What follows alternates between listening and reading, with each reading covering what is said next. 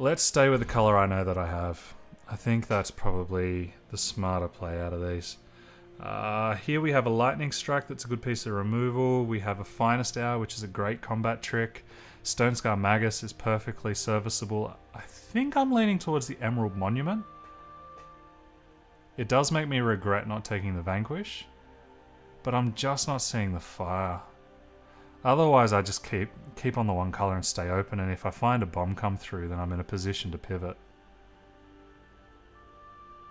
Stone Scar Magus isn't a massive downgrade. Yeah, okay, I can see that argument. It's not as though I had no other options.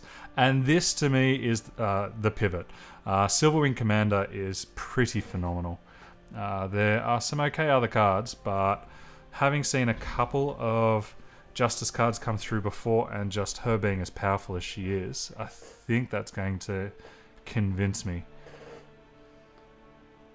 Stalwart Shield's good, Magister's not, Twilight Raptor's good, and we have seen a few Wisdom of the Elders. I feel as though I just sold myself, but I know that Feln has been open in both directions.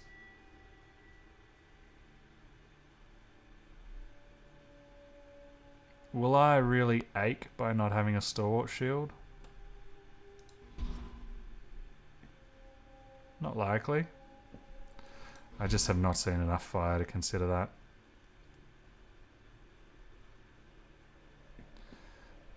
Having had 2 Suffocates, I could be tempted into the Wisdom of the Elders.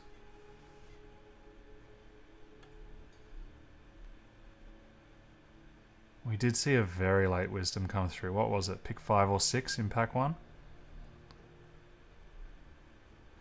Okay. Let's take a look and see what happens. There isn't much at all that's exciting here. Rebuke is probably the best of them. Soaring Stranger's tolerable, but I don't have many strangers to take advantage of it.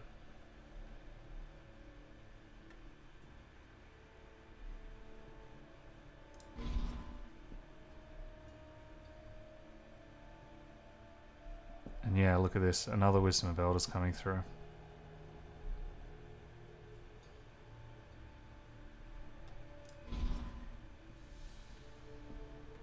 So if that's the case, and we look more like that, would I rather a Cobalt Acolyte or a Stone Scar Magus? I think the Magus.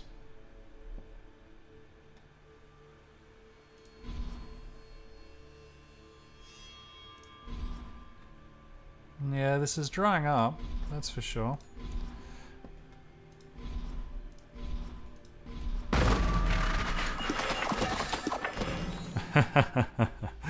Well. Choice between Premium Removal or Bomb Creature. I think in this instance I want to take the Bomb Creature, and we'll firm up. We know that these colours have been open, and we can... Jeez. And we can start to work towards it. Xenon Cultist, it's interesting to note that these are now draftable, but it doesn't really fit into the archetype that we're building. We don't really have anything that brings back from the graveyard. So I think instead... General's so good. Why would they pass that? They can't be in fire immediately.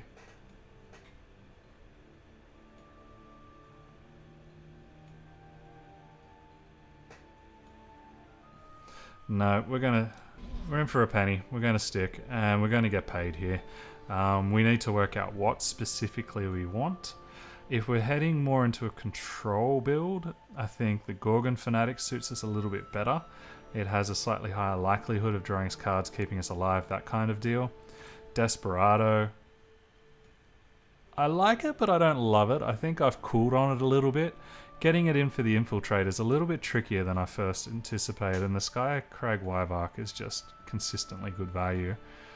We do already have a fair few good 3s, and I could be in the market for a 5. But the Gorgon Fanatic and Desperado are just so good.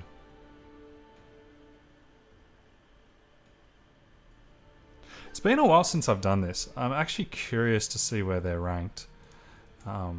I have the suspicion that I'm probably going to disregard it anyway. And this hasn't been updated in ages. But it's just one of those curiosity things. Yep, so they have them both mediocre. Yeah, so they pretty much see the Gorgon Fanatic in the same manner that I do. I just need to remember to flip this back over so people can see the draft. And I can understand that. Desperado looks as though it has an amazing upside, but I just haven't seen it happen regularly enough. And the Skycrag Wyvark, I imagine that it's lower because you're generally only killing things that have 2 power and 2 health, which is a lot for a 5-cost creature. Granted, yeah, you still get yourself a 3/3 flyer, but I think it's easy to overestimate how good that card could be for you. This is the pivot on the draft for me. This is where I need to decide whether I want to be more defensive or more aggressive. If I'm thinking about being more aggressive, then I'm looking at either the Xenon Destroyer or the Sky Snapper. Otherwise, the Blind Storyteller will allow me to get some card advantage and try and build up. As it currently stands, I only have 2 pieces of removal and they're both tempo based. And the Mistveil Drake is a bomb. Soul Collector's, I guess, a quasi-bomb. And I'm also relatively sorted in the 3-drops, which I think is what's going to inform me taking the Blind Storyteller there. Only Quartermaster's a good card to be going that late, but we just didn't see the fire before. It's too late for us there. Could be tempted to the Back Alley Bouncer, otherwise I'd be looking at a Devour or a Backlash. Given that I have a pair of Stone Scar Magus in my deck, the Devour does go up. So I think that's what we're going to be taking. What? How does a Crownwatch Pally go this late? That makes no sense whatsoever. It'd just be a hate draft taking it. Perhaps the card that I would splash is the Finest Hour, but I don't think either of them are likely to make my deck. And the Furnace Mage. I just don't get what's happening in this draft. I didn't miss a whole bunch of fire, did I? Or perhaps there just wasn't much fire in the packs, and it's just gone around, and none of us have picked it up. Fortunately, it's not really in a splashable position for me, but the Runic Revolver is. If I could get a little bit of help on my fire, then that could be quite useful. I'd rather a Levitate over all of those things. It cantrips for me, which is all I could really ask for. And none of these I'm super serious about including, but I'm not going to hate draft just for the sake of it.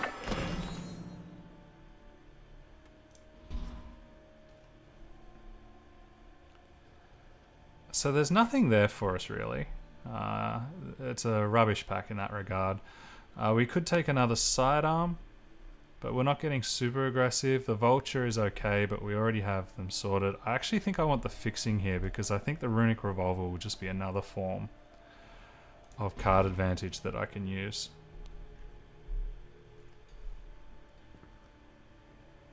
Yeah, I'm amazed to see this stuff go through. It's too late for me to swap over. I'm already well and truly committed into time, and I've got good cards in time.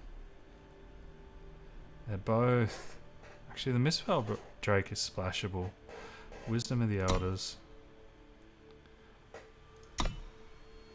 Oh, and I've also got the Fanatics. No, I'm committed.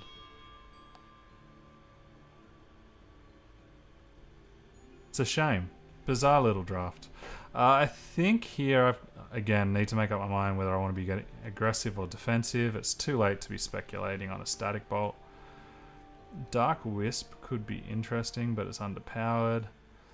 Could also just grab the Vanquish to possibly splash, but I don't like my chance of getting Fixing fast enough. How does this curve look? In the ones, I have some guys who do nothing and some removal. And then I'm dropping Scavenging Vultures that won't present at clock until something dies, which is... Actually, I'm very low on 2s.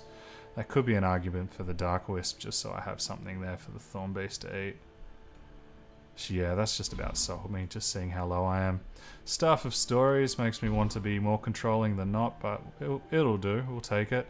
And now I have a choice between the Eastwind Herald or the Xenon Cultist. Whilst the Xenon Cultist is competitively priced, and if a Dark Return comes through, I wish I had it. We really just need 2 drops right now. Nothing exciting here. We'll take the spider. The spider generally manages to trade up. And the Stormcaller is a very good card. We'll easily get rid of one of those back alley bouncers. And just the ability to ping is really an endgame that makes life uncomfortable for people. And Feln Stranger is just about exactly what we wanted. If I could get a Stone Scar Stranger, that'd be even better still. But I will take another Feln Stranger. That's massively reassuring.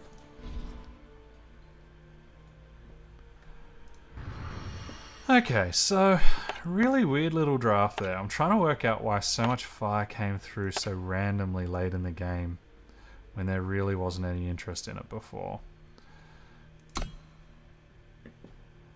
If we're going up to 7, I'll probably want 18, possibly even 19.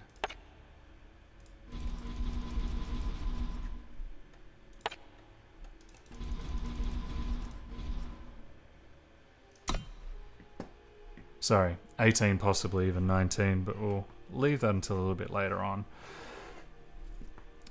So what does this deck look like? So the Staff of Stories is really an incentive to go defensive. I don't massively have the removal to pull it off, but if I can block up the ground, then I have a better chance of being able to just put it in behind and start to get some card advantage.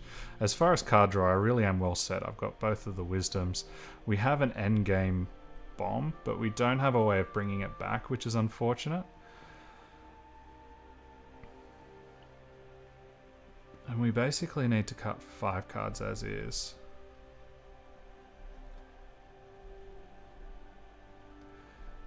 We definitely don't want the Aerial Ace. Yeti Troublemaker represents card advantage for us. The Soul Collector is our other bomb.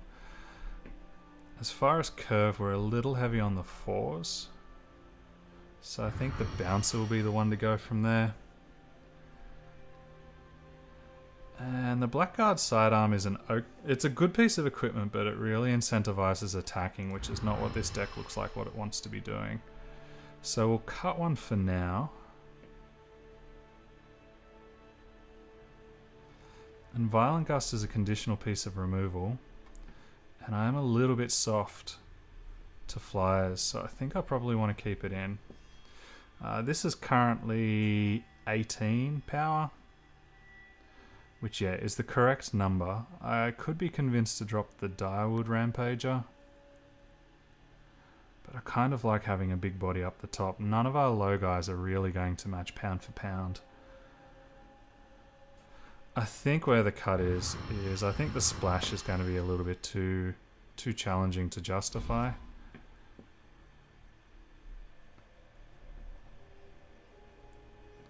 I like the Direfang Spiders in this context. They're basically going to present a wall to my opponent and dare them to attack at me. They'll likely trade up for things that cost more than 1, so I'm quite happy to keep them. The Suffocate is good removal, not at its best in this particular deck. Ideally, you'd want to be getting aggressive. And with your aggression, you can, on turn 3, cast a 2-drop and a Suffocate, keep attacking in.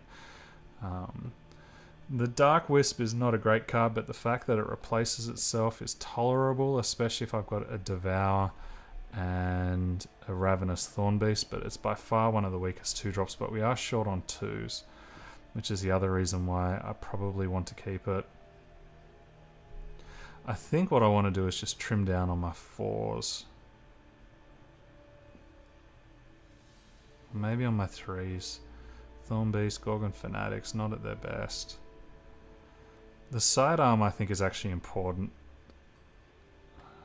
Well, no, not really.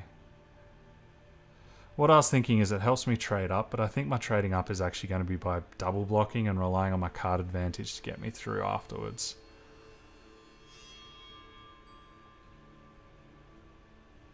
Although putting a side on something like a Herald is a genuine problem.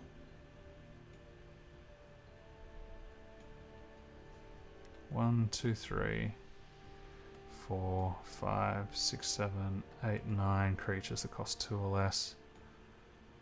I think it's the Dark Wisp that goes then. My curve has me a little bit nervous. It's not really a curve, it's more a plateau that suddenly drops. But I think that's about as well as we're going to do. So what would you call it? It's not really a Feln control deck, it's not really a Feln aggro, nor is it Feln infiltrate, it's just Feln stuff. Happiness is. Maybe this will be so long and good riddance to the format, and I'll be regretting spending some of that cash I worked so hard to earn, but we'll see how we go. Yeah, with slight trepidation I move into the next round. Anyway folks, it's been Kozzi drafting for Pick 1 Pack 1. Thank you as always for your company, and I look forward to seeing you in matches 1 to 3 with this Feln abomination of a deck. Have a good one.